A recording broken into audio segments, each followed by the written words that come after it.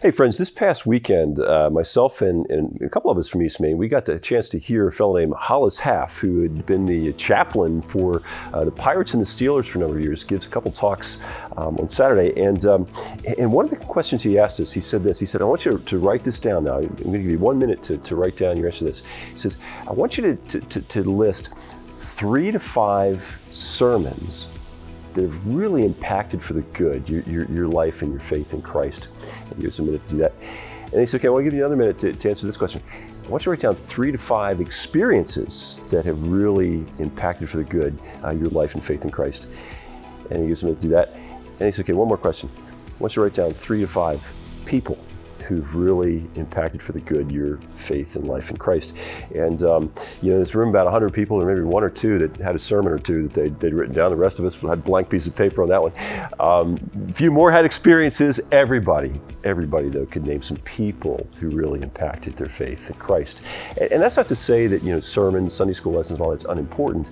The kind of information transfer that happens there about what the Bible teaches, who Jesus is, that is important stuff.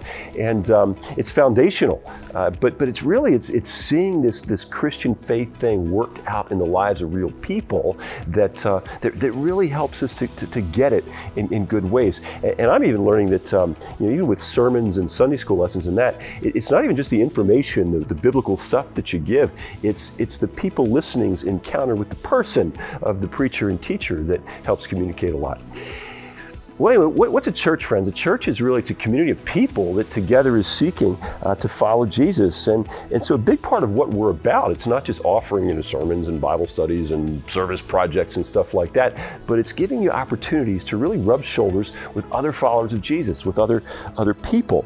And so I just want to encourage you to find ways to be doing that. And certainly, Bible studies and small groups are part of that.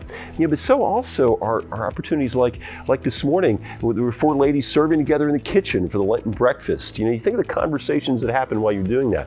Or if you volunteer to serve on one of the teams for hospitality for one of our Easter services. Or even just, after worship sometime, lingering by the coffee pot and saying hi to somebody and seeing what happens as the conversation goes on. I know a lot of times on Sunday afternoons and evenings, Amy and I will sit around and we'll just talk about some of the impromptu conversations we had before and after church with people that really encouraged us. As we just heard, what's going on in people's lives, how they're serving, how they're growing, how they're trying to process the hard things that are going on in their lives. These are kind of encounters with people that God really uses to encourage us. One of my favorite passages in the Old Testament is Psalm 8. And what that psalm really highlights is how of everything that God made in the whole universe, the stars in the sky, the Grand Canyon, all that grand stuff, the most precious thing that God created was people. And a big part of that is because people reflect God, reflect His character and His love like nothing else. And it's people also who thus can really encourage us as we're seeking to follow Jesus ourselves. Well, friends, thanks for your time today.